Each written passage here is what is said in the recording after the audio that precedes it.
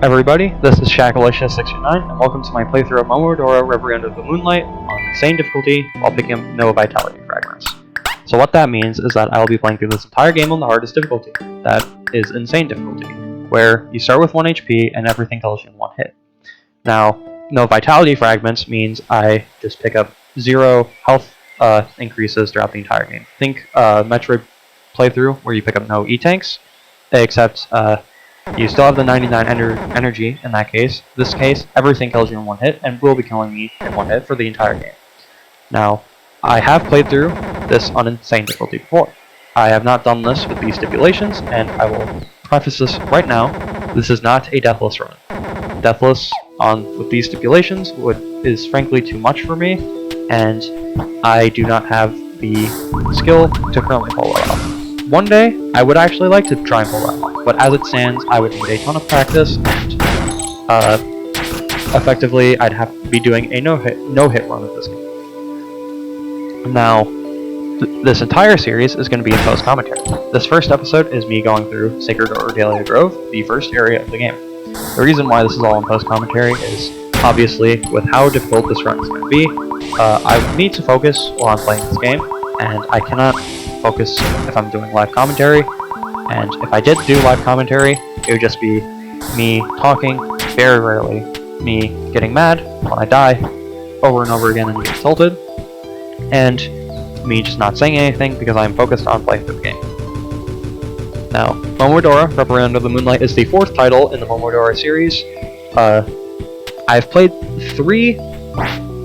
Momodora 3, I've played this one, and I played Momodora Moonlight Farewell, which is the newest one that came out this year.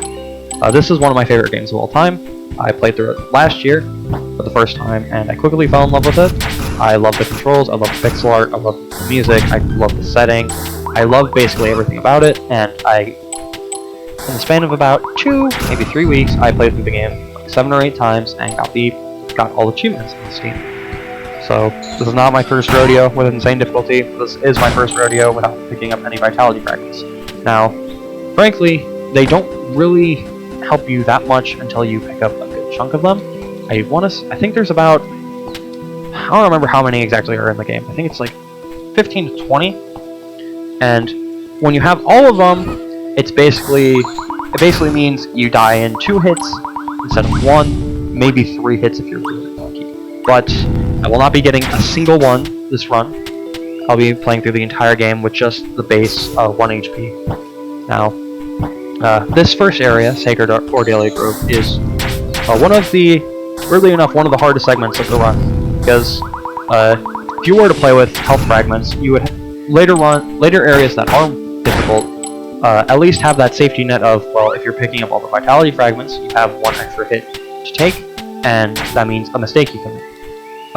In the first area, you can get, I believe, 2 or 3 of them before entering the second area, but they don't really mean much, and even then, the enemies, being the imp girls and the little radish-looking dudes with the clubs,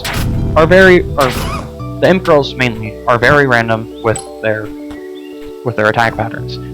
There's the ones with the shields that will throw knives at random, the ones that will throw the bombs at random, which leave behind a poison cloud, which you have to stay out of, or else you will die of poison. Getting afflicted with poison is an instant death sentence unless you have any tools to combat status ailments, like certain items or equipment. And the jumping ones jump at random times and can jump at random heights, and also randomly throw knives like shield ones.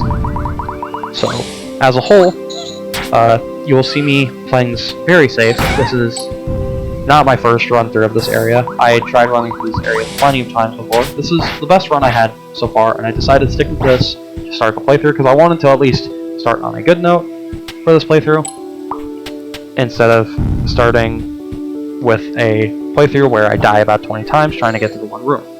That will happen later on, because I'm not done fully recording this playthrough yet, but as it stands, I have the first couple parts recorded, so I do know what I'm doing in this game, but I'm not going to be recording this once I'm fully done. I'm going to be recording it as I go along. So I'm nearing the end of the first area, and this part right here is a pretty annoying part because of the shield girl. There's not much room, and if she moves randomly, you can get screwed over. Thankfully, in the right position, you can just stand there and manage to hit her and kill her before that. That is the hardest part of this room. And then also, this is the blue fairy. This is a little like hidden thing that you can do. I tried to kill at least one of the jumping imp. Thankfully, she jumped in the spikes on her own. In order to summon the blue fairy, you press up, up, down, down, left, right. Or it's up, up, down, down, left, right, or up, up, down, down, left, right, left, right. I believe it's up, up, down, down, left, right on the arrow keys. And I am playing this on keyboard. I don't remember if it showed my exact control scheme earlier, but I played this very weirdly. This control scheme came up from a old randomizer playthrough of Super Metroid I did on emulator back in like 2018, I want to say, and it just kind of stuck with me for some games. And this is the first boss, Arthropod Demon Idea, and this is where my first death also comes into play because I try and do a quick kill to make this fight go by really fast. This fight is very easy. There are some worries. If you attack her when she throws out the gold pearl, you do a ton of damage, especially with the charge shot. Now, do not let happen what I had happen here, where you get kind of stuck in the corner, because that is how you'll probably die. That is death number 1.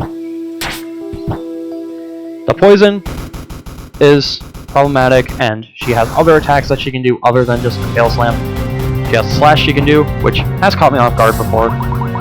And then she also has her own poison spewing attacks, other than those pillars, and death number 2 from bad position. I believe that is the last death, though, in this fight. I think the next attempt is the winning one. Now, another cool thing about this game is that bosses will drop special items if you kill them without taking damage. Now, obviously, I'm going to be getting all those, because I kind of have to no-hit all the bosses. Now, Idea drops one of the better, if not one of the best,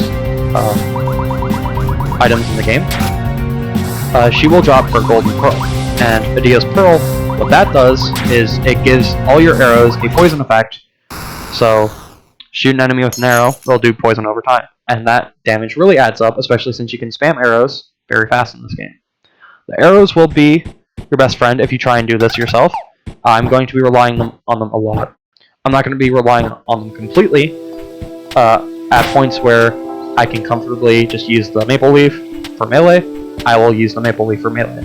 But some areas, especially in the upcoming area, I will be using arrows quite regularly to get rid of enemies in bad positions, or just to take them out one by one from a distance to just play it safe. My goal, ultimately, is to try and beat this in under 100 deaths. If I can do that, I'd be very happy. I have no idea if that will be the case. I haven't even counted all my deaths yet. I'm 2 right now, and I'm at 3 now, because I thought that I could jump over them. Those witches in Car City, the upcoming area, are very annoying. I always misjudge the timing on when they throw their magic balls.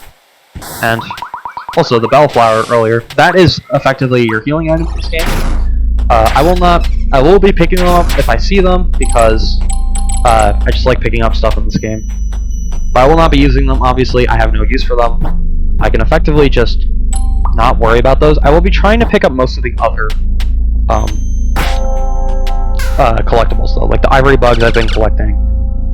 I might not buy everything from a merchant here, but if I have the chance, I will.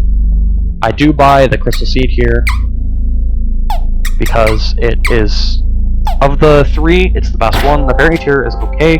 Crystal seed will be giving good damage boosts that I can use without really any worry for most of the game, especially when I'm trying to quick kill bosses.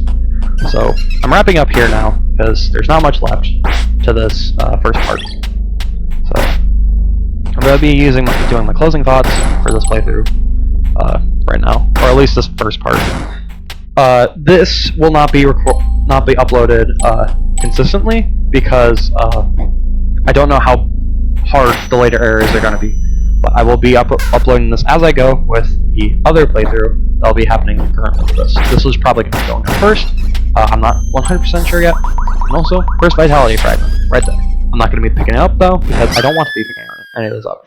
And then, I very narrowly died to that dog, which is death number 4, and that's going to end part 1.